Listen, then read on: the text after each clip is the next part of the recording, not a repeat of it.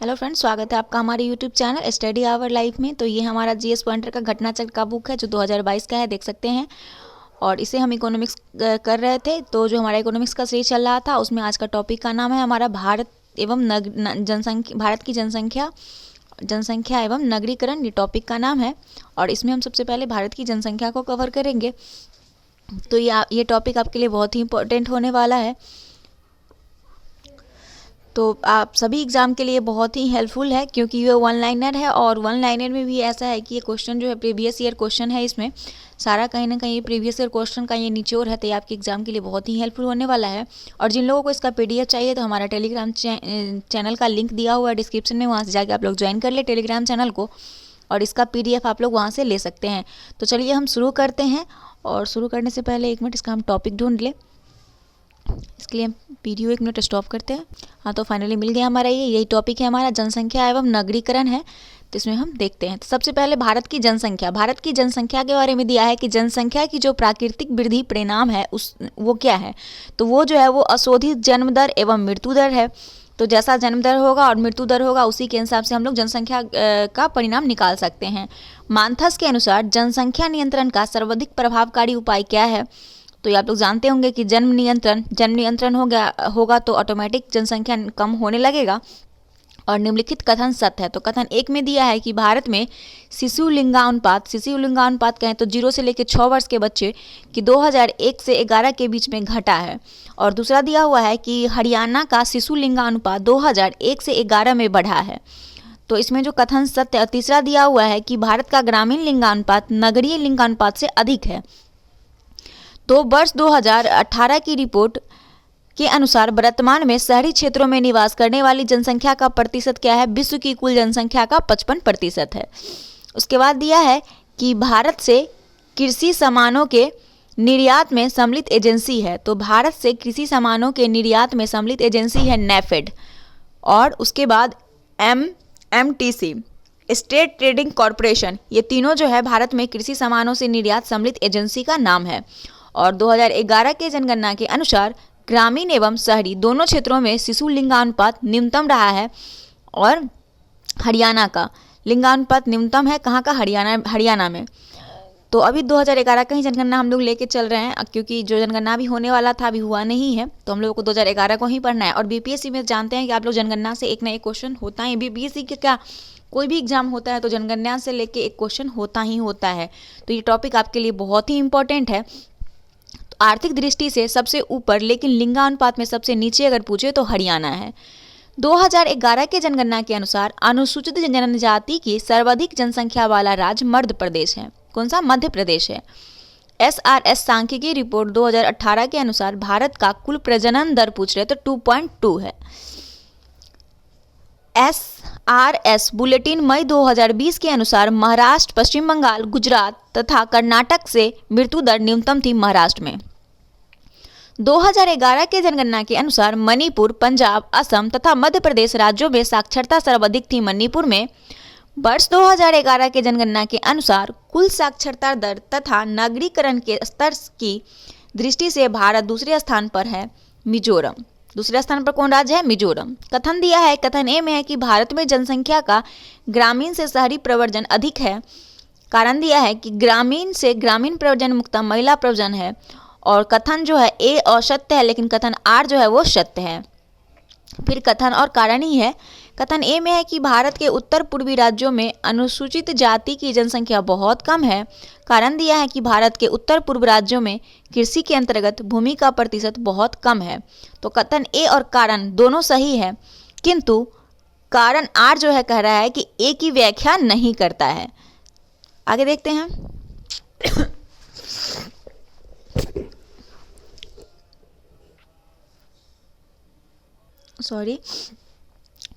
कथन ए दिया है कि भारत एक नगरीय जनधिक वाले देश का उदाहरण है। कारण दिया है कि भारत के अधिकांश बड़े नगरों में पर्याप्त अपस्थापना का अभाव है। तो कथन ए गलत है, किंतु आर जो है वो सही है। नेक्स्ट है 2011 के जनगणना के अनुसार भारत की कुल नगरीय जनसंख्या महानगरों की जनसंख्या की प्रतिशत थी 42.61%। 2011 की जनगणना के अनुसार गुजरात, आंध्र प्रदेश, महाराष्ट्र तथा पश्चिम बंगाल का नगरीकरण का अवरोही क्रम जो है, अवरोही क्रम में पूछ रहा है तो सबसे पहले महाराष्ट्र हो जाएगा जहां 45.2% है। गुजरात की बात करें तो 42.6% है, आंध्र प्रदेश में 33.4% है और पश्चिम बंगाल में 31.9% है। तो ये इसका अवरोही क्रम में सही क्रम दिया हुआ है। 2011 के जनगणना के अनुसार मध्य प्रदेश, महाराष्ट्र, पंजाब तथा उत्तर प्रदेश में सर्वाधिक जनसंख्या कहाँ का है? उत्तर प्रदेश का है। और राज्यसभा, लोकसभा, विधान परिषद सबसे ज़्यादा सीटें कहाँ भी है? उत्तर प्रदेश में ही है। तो ये भी आप लोग याद रखेंगे। अगर रिलेट करके याद करेंगे तो आसानी से आप लोग कभी भूल नहीं पाएंगे और कन्फ्यूजन भी नहीं होगा। 2011 की जनगणना के अनुसार भारत में 10 लाख नगरों की संख्या 53 है। लक्षद्वीप, अंडमान निकोबार द्वीप, दादर और नागर हवेली तथा पुडुचेरी में सबसे कम नगरीकृत है अंडमान और निकोबार द्वीप का। स्मार्ट नगर विकास का लक्ष्य है अच्छा शासन, स्वच्छ हरित नगर, सुव्यवस्थित गतिशीलता। फिर है कि भारत जनगणना 2011 के अनुसार केरल, हरियाणा, बिहार तथा उत्तर प्रदेश में जनसंख्या का घनत्व सर्वाधिक है। तो वो है बिहार का जो 1106 भारत में भी सर्वाधिक है। भारतीय जनगणना 2011 के अनुसार बिहार राज्य में लिंगानुपात 918 है। 2011 के जनगणना के अनुसार भारत के राज्यों में निम्नतम साक्षरता दर की दृष्टि से बिहार का स्थान प्रथम है। 2011 के जनगणना के अनुसार भारत की कुल जनसंख्या में नगरीय जनसंख्या का प्रतिशत 31.1% है। मध्य प्रदेश के इस जिले में जनजातीय जनसंख्या का सर्वाधिक प्रतिशत है, वो है अलीराजपुर जहाँ पे 89% जनजातीय की प्रतिशत है। उसके बाद है मध्य प्रदेश के अनूपपुर, बुरहानपुर, इंदौर तथा डिंडोरी जिलों में से सर्वाधिक लिंगानुपात वाला जिला है डिंडोरी जहां 1002 है। समग्र रूप में सर्वाधिक लिंगानुपात बालाघाट का है जो 1021 में। उसके बाद है 2011 की जनगणना के अनुसार केंद्र शासित प्रदेश में न्यूनतम लिंगानुपात दमन और द्वीप का है जो 618 है। वर्ल्ड पॉपुलेशन प्रोस्पेक्टस 2019 के अनुसार 2018 में मंगोलिया, सऊदी अरब, इराक तथा अफगानिस्तान में से सबसे कम जनसंख्या घनत्व जो है वो मंगोलिया का है। 2011 के जनगणना के अनुसार केंद्र शासित प्रदेशों में न्यूनतम साक्षरता दर दादर और नागर हवेली का है जो 76.2 की है। जनगणना 2011 के अनुसार भारत में महिला साक्षरता दर अगर पूछे तो 64.4% है। और भारत में जनगणना के लिए आदर्श वाक्य का जो उपयोग किया गया है वो किया गया है our census our future, our census our future. Next है कि उच्च जन्म दर का उच्च मृत्यु दर से, निम्न जन्म दर का निम्न मृत्यु दर से, उच्च जन्म दर का निम्न मृत्यु दर से उपयुक्त कथनों में से आर्थिक विकास से संबंधित विशिष्ट जनसंख्या संक्रमण का सही अनुक्रम जो पूछ रहा है तो वो 1 हो जाएगा, 3 और 2। इस तरीके से इसका सही क्रम है।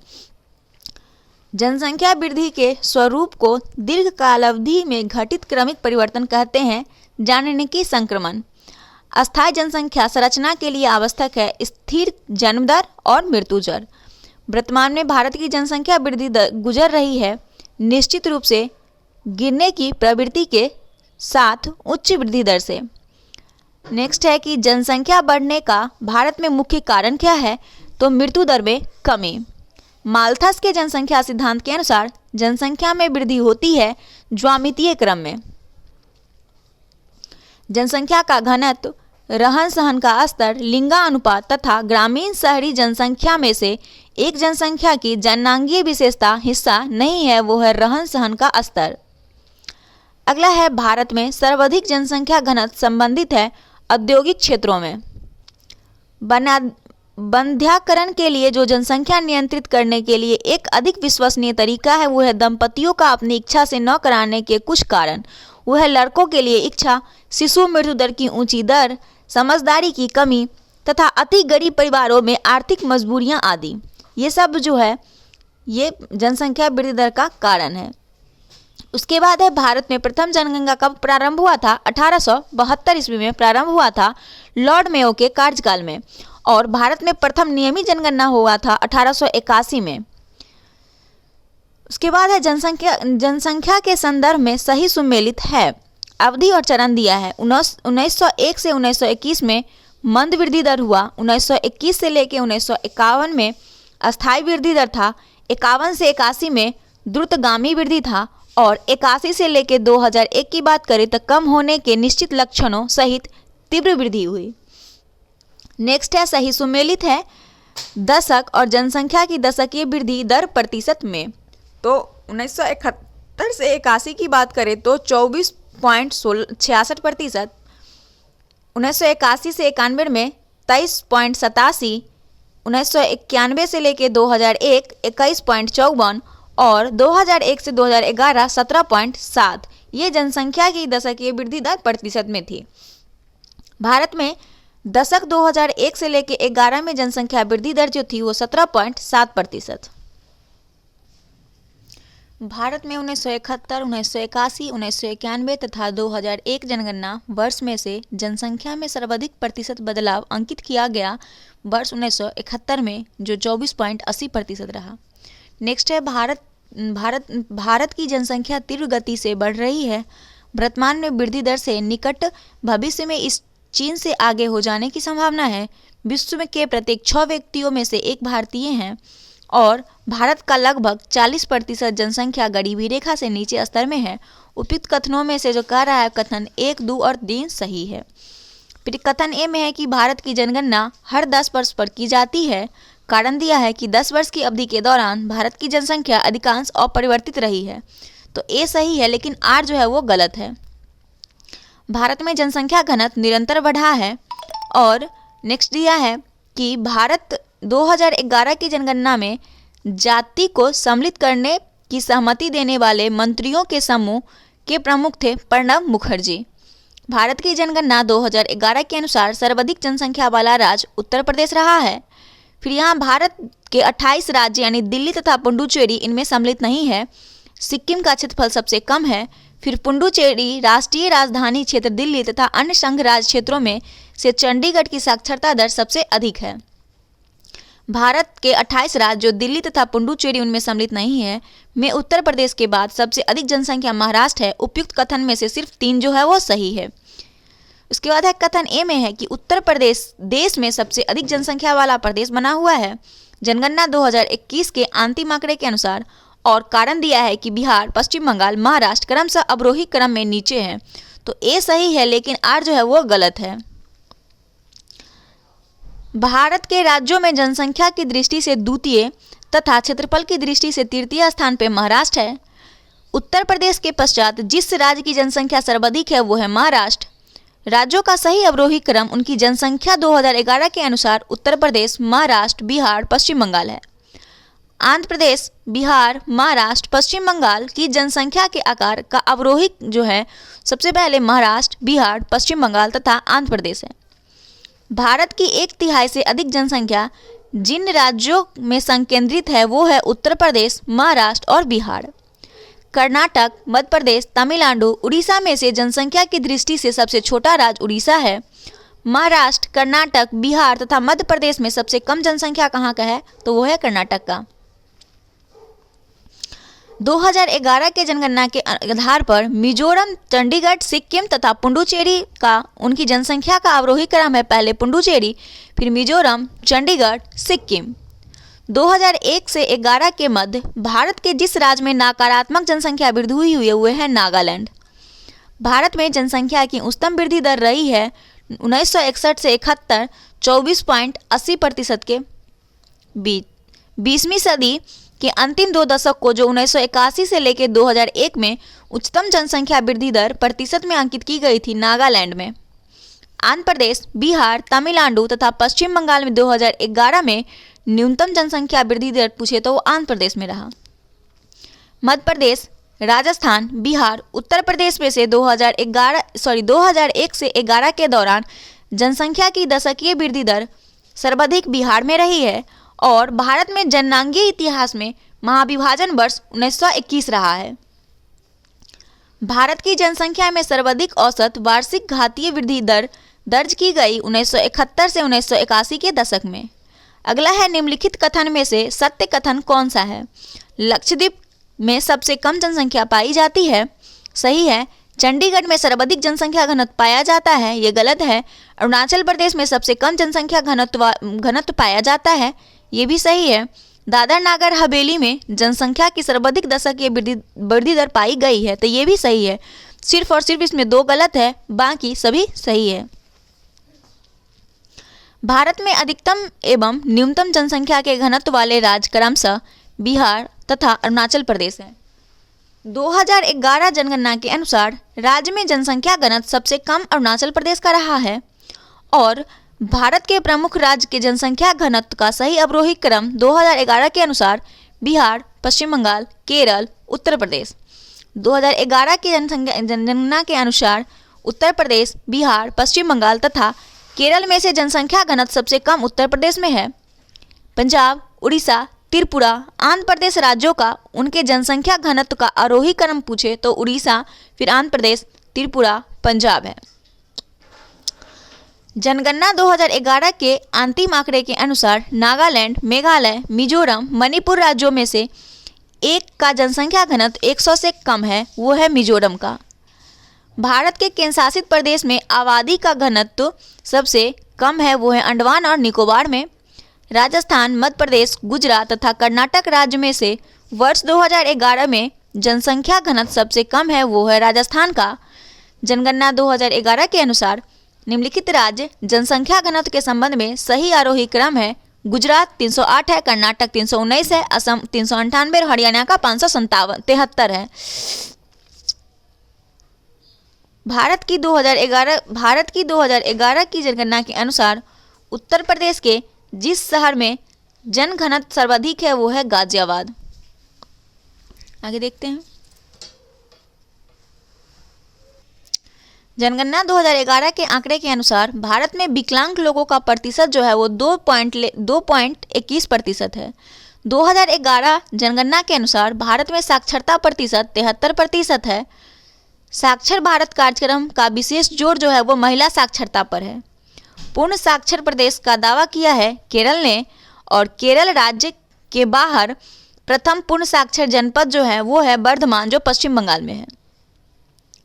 औरैया, गाजियाबाद, इटावा, इलाहाबाद में से वह जनपद जिसकी साक्षरता प्रतिशत सर्वाधिक है वो है औरैया।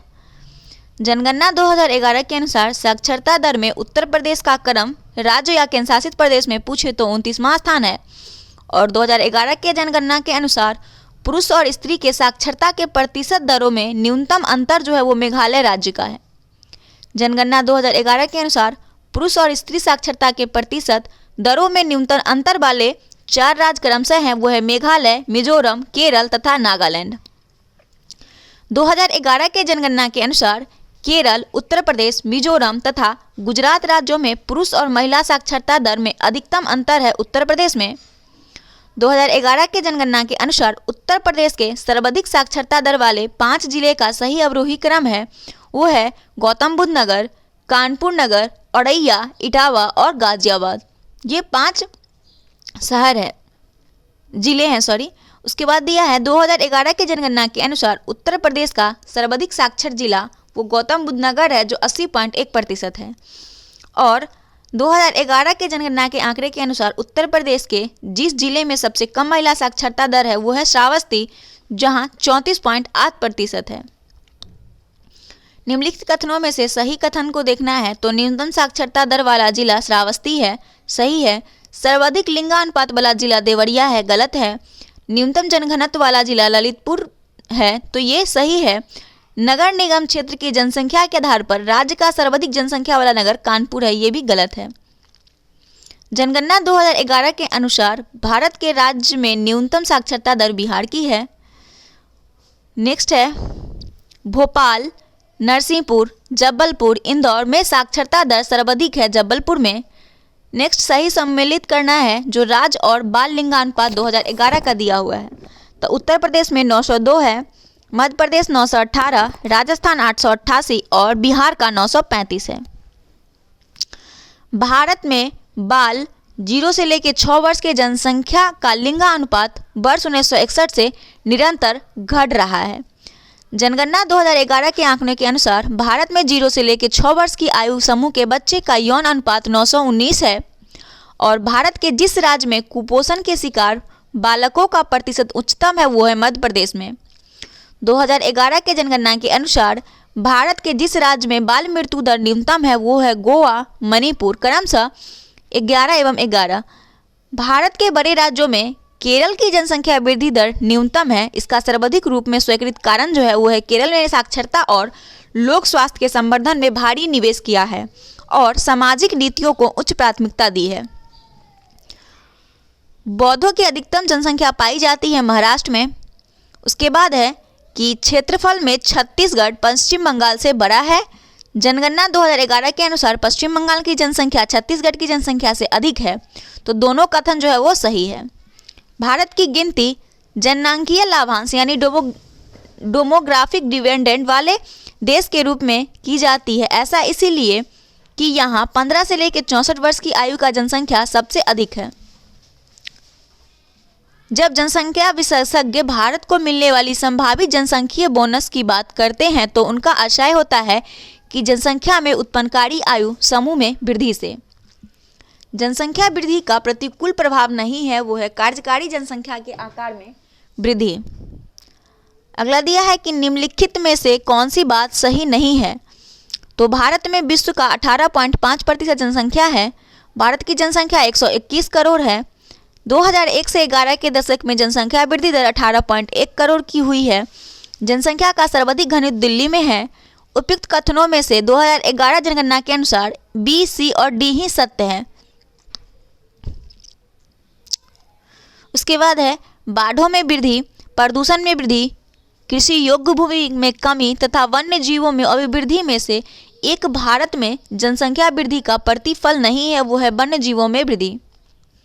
जब दंपत्ति रक्षण की दर में वृद्धि हो रही हो तो जन्म दर तभी घटेगी जब दंपत्ति कम आयु के हो। नेक्स्ट है 2011 के जनगणना के अनुसार भारत में लिंगानुपात प्रति 1000 पुरुषों के पीछे स्त्रियां की संख्या 943 है। 2011 के जनगणना के अनुसार भारतीय राज्यों में न्यूनतम लिंगानुपात पाया जाता है हरियाणा में। 2001 से 11 के मध्य उत्तर प्रदेश में लिंगानुपात में वृद्धि 1000 पुरुषों पर 14 महिला से। गुजरात, झारखंड, महाराष्ट्र तथा मध्य प्रदेश में से एक राज्य का लिंगानुपात राष्ट्रीय औसत से ऊपर है, वो है झारखंड का जो 949 है। धार्मिक समुदाय बौद्ध, जैन, ईसाई, मुसलमान का यौन अनुपात अवरोही क्रम में है, वो ईसाई, बौद्ध, जैन तथा मुसलमान। 2011 के जनगणना से संबंधित आंतरिक आंकड़े के अनुसार भारत के जिस समुदाय में सबसे कम लिंगानुपात है वो है सिख का। फिर है भारत में न्यूनतम यौन अनुपात जिस केंद्र शासित प्रदेश में पाया जाता है वो है दमन एवं द्वीप, जहां 618 है। भारत में निम्न लिंगानुपात के लिए उत्तरदायी कारक है उच्च मातृ मृत्यु दर, उच्च बालिका मृत्यु दर, बालिका भ्रूण हत्या और बालिकाएं की तुलना से अधिक बालकों का जन्म। 2011 के जनगणना के अनुसार प्रति 1000 पुरुषों पर महिला की संख्या सर्वाधिक है, वो है केरल का, जहां 1084 है। जनगणना 2011 के अनुसार भारत के जिस राज्य में महिला लिंगानुपात सर्वाधिक है वो है केरल का, और 2011 में तमिलनाडु, आंध्र प्रदेश, कर्नाटक, उड़ीसा में उच्चतम लिंगानुपात तमिलनाडु का है जो 996 है। भारतीय संघ शासित क्षेत्रों में से एक में लिंगानुपात प्रति 1000 पुरुषों की तुलना महिला की संख्या 1000 से ऊपर है, पुडुचेरी का, जहां 1037 है। फिर नेक्स्ट दिया है सही सुमेलित है, जनगणना वर्ष दिया है और भारत में लिंगानुपात 1951 में 946 लिंगानुपात, 1971 में 930, 1991 में 927 और 2011 में 943। फिर दिया है कि 2011 में राजस्थान में लिंगानुपात राष्ट्रीय औसत से कम था। 2011 में राजस्थान के सभी जिलों में लिंगानुपात 1000 से कम था। 2011 में राजस्थान के सभी जिलों के ग्रामीण क्षेत्रों में यानी पाली जिले के अलावा लिंगानुपात 1000 से कम था। 2011 में राजस्थान के सभी जिलों में शहरी क्षेत्रों में जैसे धौलपुर जिले के अलावा लिंगानुपात 1000 से कम था। और 2011 के जनगणना के अनुसार राजस्थान में लिंगानुपात 1000 पुरुषों पर महिला की जनसंख्या के बारे में सही कथन पूछे तो वो 1, 2 और 3 ही सही था। पर फिर से देख लीजिए 1, 2 और 3 कौन सा है। 2011 में राजस्थान में लिंगानुपात राष्ट्रीय औसत से कम था, सही है। 2011 में राजस्थान के सभी जिलों में लिंगानुपात 1000 से कम था और 2011 के राजस्थान के सभी जिलों में ग्रामीण क्षेत्रों में जो पाली जिले के अलावा की बात कर रहा है वहाँ लिंगानुपात 1000 से कम था। तो यही तीनों सही है, बस चौथा जो है वो गलत है। भारत की जनगणना 2011 के अंतिम आंकड़े के अनुसार छत्तीसगढ़, हरियाणा, उत्तर प्रदेश, पंजाब में से शिशु लिंगानुपात सर्वाधिक है, वो है छत्तीसगढ़ में। भारत की जनगणना के अनुसार जम्मू एवं कश्मीर, केरल, पंजाब तथा हरियाणा में से शिशु जनसंख्या का प्रतिशत भाग ग्रामीण क्षेत्र में न्यूनतम है, वो है केरल में। आगे है 2011 के जनगणना के अनुसार भारत के न्यूनतम जनसंख्या घनत्व वाले राज्यों का सही आरोही क्रम, तो वो अरुणाचल प्रदेश 17, मिजोरम 52, सिक्किम 86, नागालैंड 119। भारत के राज्यों में सबसे कम घना आबादी वाला राज्य पूछे तो वो अरुणाचल प्रदेश है, यहाँ पे आबादी होना चाहिए, ठीक है। भारत की साक्षरता में सर्वाधिक प्रतिशत वृद्धि देखी गई है, वो 1991 से लेकर 2001 के बीच लगभग 12.62% और 2001 से 11 के बीच 8.20%। नेक्स्ट है कथन ए में है केरल में जनसंख्या का घनत्व बहुत अधिक है, केरल की साक्षरता दर बहुत अधिक है, तो ए आर दोनों सही है और आर ए का सही व्याख्या जो नहीं है ये देख लीजिएगा आप लोग। फिर दिया है कि कथन ए में है उत्तर प्रदेश में भारत की जनसंख्या का सर्वाधिक जमाव पाया जाता है और यह भारत का सबसे घना बसा राज्य भी है, तो ए सही है और आर जो है ये गलत है। 2011 के जनगणना के अनुसार साक्षरता के संदर्भ में निम्नलिखित राज्यों का सही आरोही क्रम, तो बिहार का 61.8%, राजस्थान का 66.1%, उत्तर प्रदेश का 67.7%, मध्य प्रदेश का 69.3% है। बिहार, महाराष्ट्र, उत्तर प्रदेश तथा पश्चिम बंगाल में से 2011 जनगणना के आंकड़े के अनुसार 7 वर्ष एवं उससे अधिक आयु के पुरुष महिलाओं से संख्या अधिक है, वो है सभी चारों राज्यों में। अध्ययन जनगणना के अनुसार आंकड़ों के अनुसार भारत में स्त्री पुरुष का अनुपात घटता बढ़ता रहता है। उसके बाद है कि ए में दिया है भारत राष्ट्रीय परिवार नियोजन कार्यक्रम को अंगीकृत करने वाला विश्व का दूसरा देश है। बी में है भारत का राष्ट्रीय जनसंख्या नीति 2000 वर्ष 2010 तथा 111 करोड़ की जनसंख्या का प्रवर्जन का प्रतिस्थापन स्तर प्राप्त करने के लिए प्रयत्नशील है। और सी में दिया है भारत में प्रवर्जन प्रतिस्थापन स्तर प्राप्त करने वाला केरल प्रथम राज्य है। तो उपयुक्त कथन में से बी और जो सी है वो दोनों सही है। नेक्स्ट है कि भारत का राष्ट्रीय जनसंख्या नीति 2000 के अनुसार जनसंख्या स्थिरता प्राप्त करने वाला हमारा दीर्घ अवधि लक्ष्य था वर्ष 2045 और राष्ट्रीय जनसंख्या नीति 2000 के अंतर्गत जो एक लक्ष्य था कि वर्ष 2045 तक जनसंख्या में स्थिरता प्राप्त कर ली जाएगी, अब वह लक्षित वर्ष रखा गया है 2070 तक। सर्वाधिक यौन अनुपात यानी 2011 के आंकड़े के अनुसार वाले राज्य या केंद्र शासित क्षेत्रों का अवरोही क्रम जो है वो है केरल, पुडुचेरी, तमिलनाडु, आंध्र प्रदेश। वो देश समूह जिनकी जनसंख्या उत्तर प्रदेश से अधिक है वो है चीन, भारत, अमेरिका, इंडोनेशिया, पाकिस्तान और ब्राज़ील।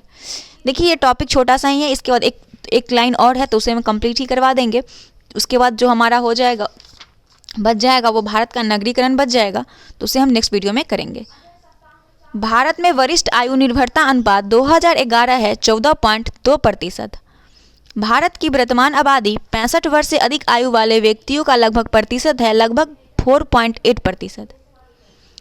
2011 के जनगणना के अनुसार भारत में अनुसूचित जनजाति की संख्या प्रतिशत कितनी है, वो है 8.6%। अनुसूचित जातियों का प्रतिशत कुल जनसंख्या में उच्चतम है वो है पंजाब में जो 31.9% है और अनुसूचित जाति के लोगों की संख्या सबसे अधिक है उत्तर प्रदेश में। वह राज्य जहां अनुसूचित श्रेणी में कोई जनजाति आबादी नहीं रखी गई है वो है पंजाब में। नेक्स्ट है कि भारतीय राज्यों में सर्वाधिक जनजातीय जनसंख्या है क्रमशः मध्य प्रदेश और छत्तीसगढ़ में। जनगणना 2011 के अनुसार भारत में सर्वाधिक साक्षरता वाला जिला सरचिप मिजोरम का है जो 97.91% है। भारत में प्रभावी साक्षरता दर की गणना की जाती है 7 वर्ष की उम्र से की जनसंख्या से।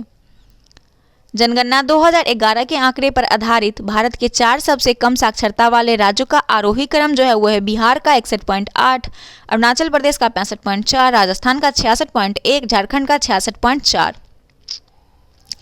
जनगणना 2011 के आंकड़े के अनुसार उत्तर प्रदेश की कुल जनसंख्या 1 से लेकर 11 के दौरान दशकीय वृद्धि दर थी 20.2% और 2011 के अंतिम आंकड़े के अनुसार भारत में पुरुष और महिला साक्षरता दर अंतराल रहा है 16.3%।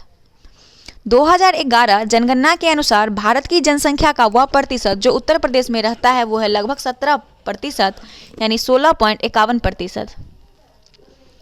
जनगणना 2011 के अनुसार देश में महिलाओं की साक्षरता दर लगभग 64.6% रही है और भारत में सर्वाधिक ग्रामीण साक्षरता पाई जाती है वो है केरल का जो 93% है।